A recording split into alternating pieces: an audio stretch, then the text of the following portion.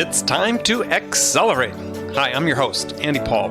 Join me as I host conversations with the leading experts in sales, marketing, sales automation, sales process, leadership, management, training, coaching, any resource that I believe to help you accelerate the growth of your sales, your business, and most importantly, you. Hello, and welcome to Accelerate. I'm excited to talk with my guest today. Joining me is Peter Mollins, CMO at KnowledgeTree, which, according to their website, radically boosts the value sales teams deliver to prospects, which is, that's a great goal to have, Peter. So welcome to Accelerate. I appreciate it. Yeah, really looking forward to the conversation. So take a minute, introduce yourself, and maybe give us a little bit about your background, how you ended up at KnowledgeTree.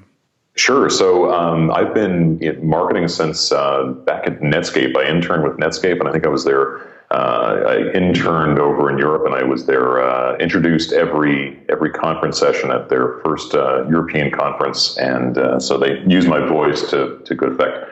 And then have been in marketing roles ever since, but principally marketing roles that focus on the sales side of things. I've always been a big fan of marketing, working very closely with sales. So every role I've been in, from event marketing through product marketing through marketing strategy, has always been focused on how we can use marketing resources in order to drive better quality opportunities, and then ultimately drive those through to close won deals and upsell. So have been with organizations like Mollins, Micro Focus Relativity, and iMediation. So startups right through FTSE listed companies. So Sure.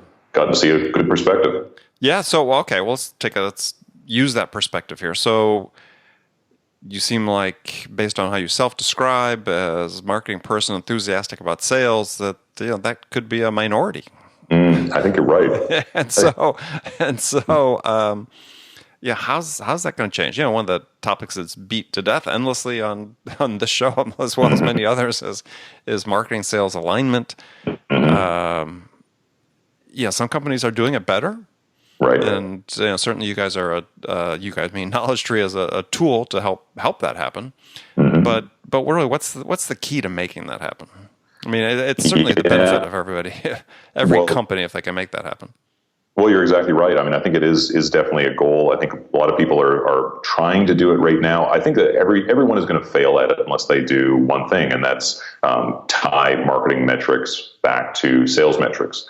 And so for me personally, sure, I have a goal for the team around amount of meetings that are set, amount of inbound meetings that are set as well. But that's not my primary goal. My primary goal is revenue. And if marketers aren't linking back to that, then they're going to be misdirected on so many different things. You're going to have that classic bias of trying to generate lots of leads and have events where you have 500 attendees and you're proud of that, but how much business did it drive? You're going to have the pride in having 10,000 followers on Twitter, but again, how much business did that drive? And so I think increasingly we're seeing companies that see the future in tying marketing goals back to revenue. But until you do that, it's almost impossible for marketing to redirect itself. And is it just purely revenue, or are there also sales process metrics that are relevant to marketing? Well, I think there are, and I think where that comes in is some of the opportunity dynamics. So, for instance, if you're able to produce opportunities out of your leads and looking at the cost of customer acquisition across those opportunities that are generated, you're going to want to see that. The timing that it takes, so how long does it take before an MQL or a qualified meeting is turned into an opportunity. So definitely timing type metrics are important, and various stages in the funnel are important. But to me, I still feel like those are entirely subservient to the revenue number. And the reason why I think that you can still tie it to revenue, some people will push back and say you can't because so much of it is tied up in actual sales methodology, sales process. But even at larger organizations, and even in complex sales, marketing is helping throughout that entire process. I mean, there's the obvious things like, did you generate any leads for me? But even beyond that, building business cases, being able to help salespeople to engage prospects as they're moving through a process, helping to identify who are the 19 other shadow buyers within an organization that the salesperson maybe didn't know about or wasn't able to mine for. being able to identify signals about which are priority accounts and which are opportunities that may be flailing because of data that you're getting from marketing automation or from predictive analytics. So to me, I think there's this whole range of ways that marketing can influence and support sales, that goes way beyond that simple handoff that I think we've seen in the past. Yeah, I mean, one thing you sort of alluded to, which is, take MQLs, for instance, marketing qualified leads. I mean, if conversion rates off of those things certainly talk about whether you're either targeting the right people or sales has as you said, the right information to be able to address and have conversations with those people. Mm-hmm. Yeah, well, that's right. I think that conversion rates are still important. I think that even if you do focus on revenue, if you're not looking at the dynamics of conversion rates, it's going to lead to more friction because you've got salespeople that are working meetings that aren't going to pan out, and clearly they're going to get frustrated. They're going to go off on their own. I think where we're seeing a lot of traction for marketers that care about sales and for that sales and marketing partnership is around two things, and I think that one is identifying which are the people and which are the accounts that you want to focus on. And then secondly, what is it you say to them? So who to talk to and what to say to them. And I think that's where marketers that think about sales, ought to be focused. So who to focus on? Well, we're seeing, predictive technologies like, say, from Zoom or ZoomInfo or Inside View or 6 Sense, Lattice, Radius, these companies where, pushing out signals that identify who to focus on. And I think the logical next step is, all right, well, you're talking to a CIO at a financial services company. What's the message that's going to resonate best with them? And marketers have a ton of data about which content or which message, which script even is going to resonate best because they're doing this at scale. They're sending emails, they're watching website visitors, and so they have a lot of data about what is going to be the message that's going to resonate with those people. And so combining those two elements, the who to talk to and then what to say to them, is I think the foundation of a great sales enablement program. So why are sales so skeptical of marketing assistants often in those dimensions, right? Because you're, I'm sure, painfully aware, we've both seen it, is that marketing delivers something that could be a great message and sales takes it and shifts it 90 degrees and that's what they talk about. Well, I think you're right, and I think that comes back to I think this switch that marketing has to take, which is realizing that the data that they need to have in order to have a good conversation with sales and be really supportive of sales can't stop midway through the funnel. They have to be getting data later in the sales process, and so that's data about who and what are people in these prospect accounts doing on the website, which content's working. And I think where we see the failure is, let me just take content, for example. Marketers are producing a ton of content, and there's no doubt about that. I mean, the content marketing wave has been here for many years. But when you think of the kinds of content that marketing teams too often focus on, it's things that are maybe a blog post or an infographic, which are fantastic for top of funnel. But for bottom of funnel, I think that's where a lot of the skepticism comes in. It's like, I love your infographic. It's really, really adorable. But, to be honest, I'm selling to Boeing and I've got 50 people on a decision committee, and that infographic's not going to help me. I need something that's going to build a business case. So the skepticism is healthy and it's totally justified. But to solve that problem, marketing needs to pay more attention to what is actually happening in a buyer's journey in the middle and bottom of the funnel. Well, and I think oftentimes the issue with salespeople is that they don't even think about marketing beyond the top of the funnel, right? Once they're out working the deal and maybe they've hit an obstacle that they need to address, when they start thinking about the resources they need to help them solve that, marketing's oftentimes not at the top of the list.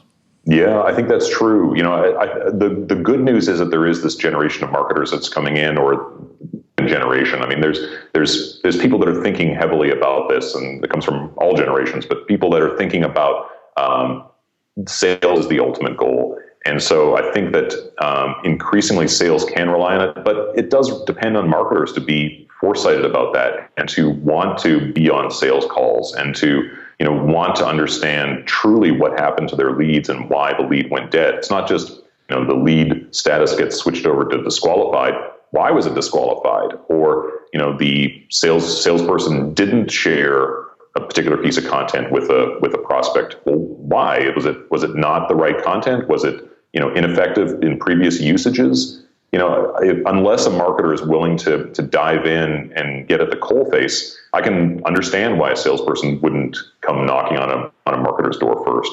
Yeah, so this trend toward account-based marketing, account-based selling really is meant, I think, in many respects, say, hey, this is, it takes a village, right? Mm-hmm. To borrow the phrase from politics. Yeah, well, that's right. And that it's not territorial, it's team. Right, that's right. Yeah, I think you're right because because even within those accounts, there's going to be different roles of people within the buying in the buying process. Some of those people the sales team may never speak to, but they're influencers. They have the necessary head nod, and marketing plays a role there too. And that could be marketing automation. That's giving those 19 other people insights or warm and fuzzies that the vendor that the champion is going to choose is actually the right person. Yeah, well, you have two interesting things you talk about in your literature, which is one, I thought this research report you quote from 4 Quadrants saying that there are 20 people that need to nod their heads for a standard B2B deal. And everybody's familiar with challenger customer and so on, talking about 5.4 decision makers or stakeholders. Right. That's a big step up. So what do you think is that difference between their research and what that really means for sellers? Yeah, I think actually that is it is actually very interesting because the 5.4 I believe is people that actually have to say yes, whereas the 20 that 4 Quadrants was citing are people that may have an influence but aren't necessarily on a buying committee. They may be, let's say, someone in IT. They could be someone in HR or finance that has a parallel responsibility or has some kind of influence. And I think that's where marketing can especially shine because it's part of a sales engagement. These may be people that you haven't identified, don't know who they are. In fact, your champion may not even know that they're having the shadow influence until later in the sales process when they're trying to get budget allocated or budget approved or the contracting done. And so I think the difference between that 5.4 and the 20 is actually really revealing. And so how marketing plays a role there, well, it's twofold. It's identifying who those people are through predictive and through marketing automation and through for lack of a better word, list generation type activities, and that are rolled up under an ABM umbrella. But then secondly, through messaging. And so that messaging may be providing salespeople with content to share or messaging to share. And then also just marketing automation out to these people within the organization that the salesperson may not have the time or the ability to reach out to. Yeah, well, I think that another way I'd sort of have people look at it is that there are 5.4 people that need to say yes, but there are 20 people who can say no. I like that. And that's the thing that salespeople don't really recognize that can really be the killer, is that there's somebody out there that, they're not the decision maker. They can't say yes to go ahead with it. But if they say no, you're screwed. That's right. That's exactly right. And so then I think where it comes back to then is a business case. Are you equipping the 5.4 folks to build a business case so that when one of those other 20s starts shaking their head, that you have numbers and you have opinion and you have examples of success where you and your champion can overcome those problems. So let's talk really pragmatically about how that marketing sales collaboration works, because I've talked to some guests on the show where there are weekly meetings, where marketing comes to the weekly sales meeting, and part of the time is allocated to marketing, talking about what does sales need, right? So we're not going off saying this is a neat piece of content to create, but they're only creating in response to what the need is. What other best practices have you seen in that regard for people listening that they can say, okay, this is what we need to do in our company? Yeah, so I think getting on a sales call with the sales team and kind of soliciting feedback, I think is absolutely it's a great thing to do. I think getting into sales calls, so demonstrations, early discovery calls, having the marketing team just as a good practice, just being involved in those, I think is really important, because if they're not actually hearing the real feedback directly from customers and prospects, it's going to be a major gap in their understanding. So the benefit to sales, the way you sell that to sales is how? Because they're always leery about bringing someone else along that's just sitting there and not saying anything. Well, that's right. I think you do a fly on the wall type approach, and obviously not on every sales call, but certainly ones where it's around business case development or trying to pitch the business problem. I think that's a good area good type of call to join. Mm-hmm. And then I think there's less awkwardness, because now it's marketing becomes a partner, especially product marketers, where they are focused on what is the solution that's being offered and what's the tie back to value. I think that's essential. And it's important for salespeople that the reason one of the ways I would sell it to them is, if the studies are right, that's showing that salespeople are spending up to 30% of their time recreating marketing content to repurpose it for sales purposes. Well, then why do you want to spend that time doing that? Well, so much better to have the marketing person there to see what you're doing. Don't get so territorial about the person being involved in your calls. They're there to help you. Well, that's exactly right. I think there was some Forrester data about where sales as an industry is going, or sales as a profession is going, and it increasingly moving toward that higher value approach, where increasingly it's a salesperson that's able to offer advice, help build business cases and the like. And so in order to do that, does require that you have materials, have content that you can offer up, advice and guidance and industry learnings and those kind of higher value activities. And so you want to, if there's resources out there that you can have marketing as your content creation team, or as your research team that's helping you to get that. I think salespeople need to take advantage of that, and you're finding that there are these proactive marketers that are increasingly wanting to play that role. It's any moment you can get back into core selling, you should take, and this is a great opportunity to do that. Yeah, and I think another thing that salespeople really need to keep in mind is that there's this mismatch between their sense of how much value they're providing versus the customer's perception.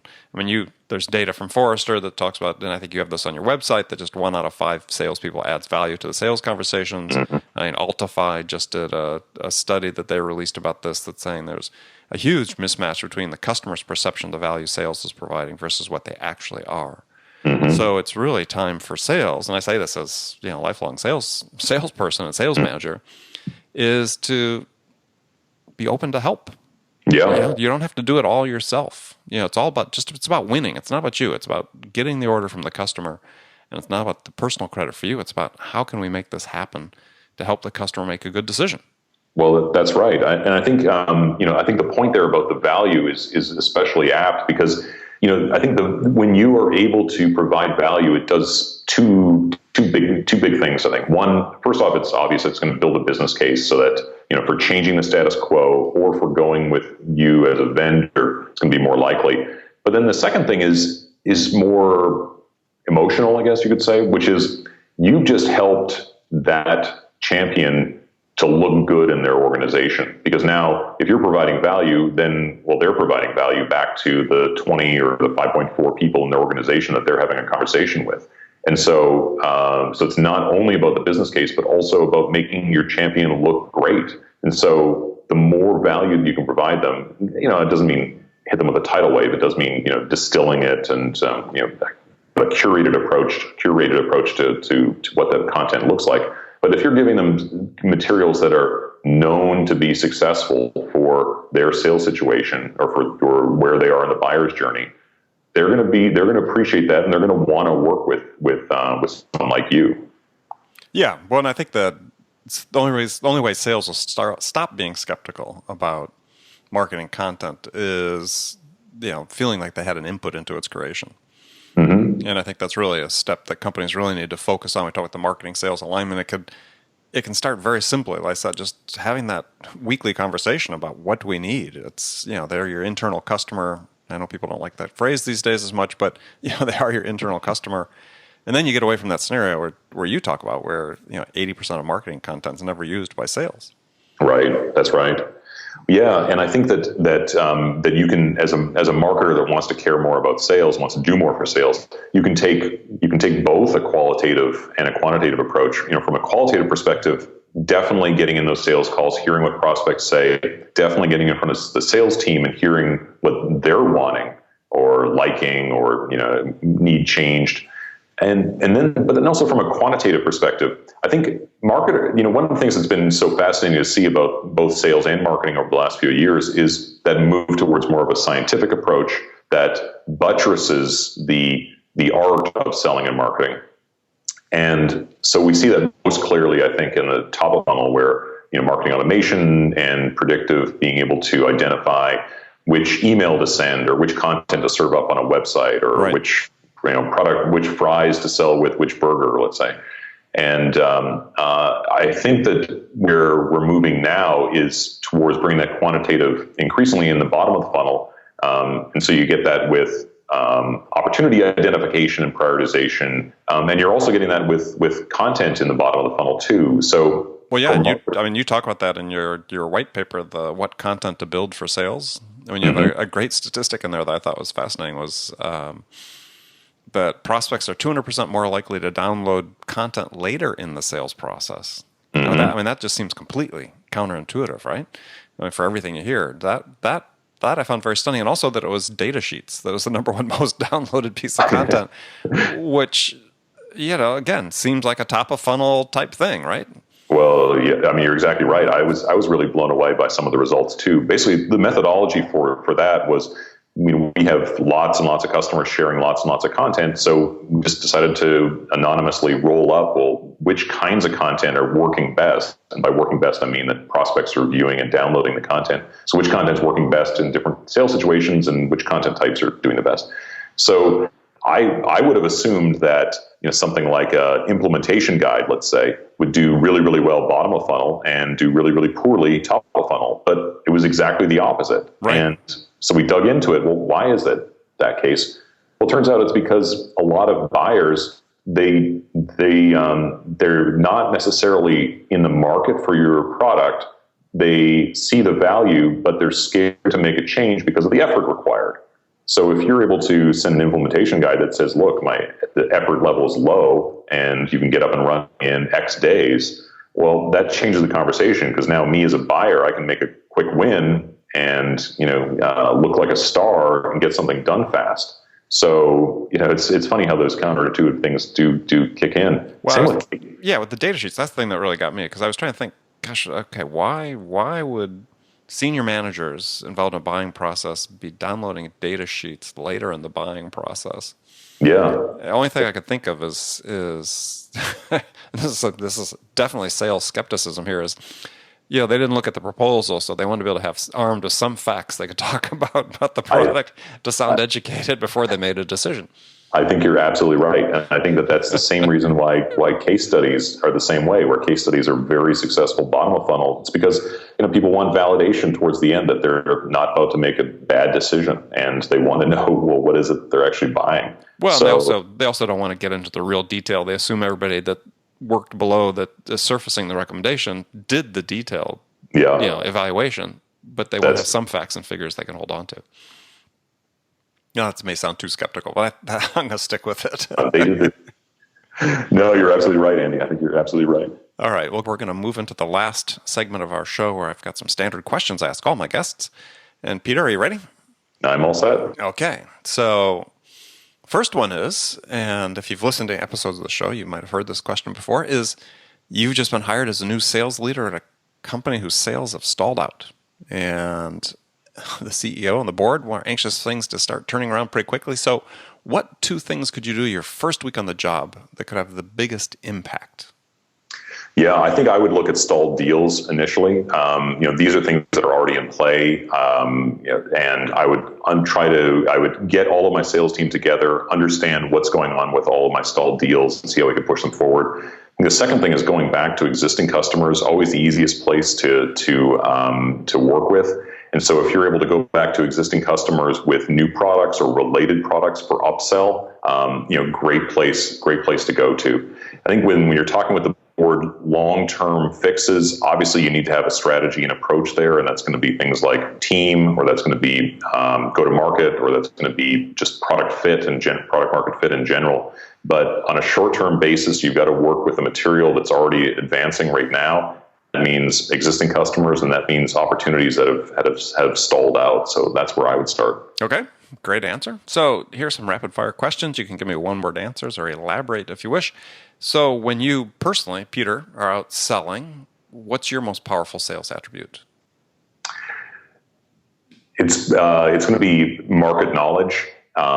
People are looking to build a business case. They're looking to understand why they need to move now. And if you're coming at them with just product knowledge, if you're just selling your product as opposed to why you need to change, you're not going to move the needle. But if you're able to come in with expertise around why other people have made a change and how they've been successful, that's going to be the most effective thing that you're going to do. Okay. So who's your sales role model? My sales role model is my father, and reason why is because he had a fantastic style that was very personable and very modest, but at the same time, he knew everything about the industry he was in. He was in clothing manufacturing, and he knew up and down what how that industry worked. And then when he moved into more of like a business consulting role, he had just this broad range of experience that he was always able to apply words of wisdom. I think that's probably where I got that focus on market expertise was from him. Yeah. No, he sounds like my type of guy, actually. Yeah. So one book, doesn't have to be a sales book, but one book every salesperson should read. Oh, that's a great one. So I think that I hate to be kind of boring on this one, but the CEB, I'm sorry to say, it has been a fantastic resource for me. So I would definitely recommend those. Challenger books for people. The Challenger books. Sorry, yeah. So the Challenger books have been exceptional. I really enjoy those. The other thing that I think I'd recommend is maybe if you don't mind me spinning the question a little bit. Go ahead. Is actually blogs. I find that I get just a ton of insights from a lot of the great bloggers that are out there that are writing on sales and marketing, and I love to stay in touch with what they're saying.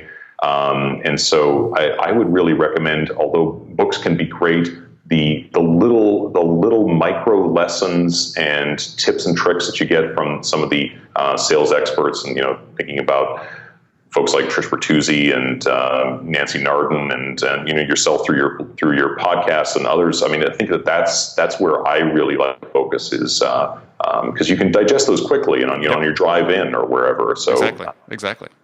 No, those are good suggestions too. Both those. Okay. Last question. What music's on your playlist these days?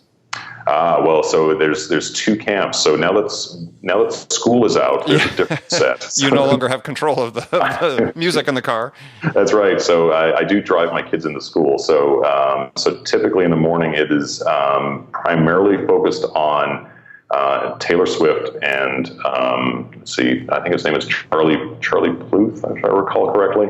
But now that I'm on my own, it tends to be news and podcasts. And if you were just outside of the world of sales and marketing podcasts, big believer in Our Time podcast from BBC. Highly recommended if you care about everything from science through literature. It's a great podcast. Oh, In Our Time. Okay, I haven't heard that one. I mean, I'm a huge Radiolab fan, so that's always something I try to catch up on. So, well, good. Well, Peter, thanks for joining me. It's been a pleasure, and tell folks how they can find out more about you and KnowledgeTree. Absolutely. Yeah, please do visit KnowledgeTree.com, and that's where you can find our very, very active blog, as well as other resources, including some of the research that you'd mentioned about which content marketing teams should build for sales organizations. Yeah, the white paper in particular, the research report that referenced before, what content to build for sales. I thought that was really useful. Great. Well, I'm glad it was. Yeah, people should go there and download it. So thanks again. And remember, friends, make it a part of your day every day to deliberately learn something new to help you accelerate your success. And easy way to do that is to make this podcast, Accelerate, a part of your daily routine. Listen on your commute, like Peter does, in the gym, or make it part of your morning sales meeting. That way you won't miss any of my conversations with top business experts like my guest today, Peter Mollins, who shared his expertise about how to accelerate the growth of your business. So thanks for joining me. Until next time, this is Andy Paul. Good selling, everyone. Thanks for listening to the show. If you like what you heard and want to make sure you don't miss any upcoming episodes, please subscribe to this podcast on iTunes or Stitcher.com. For more information about today's guest, visit my website at andypaul.com.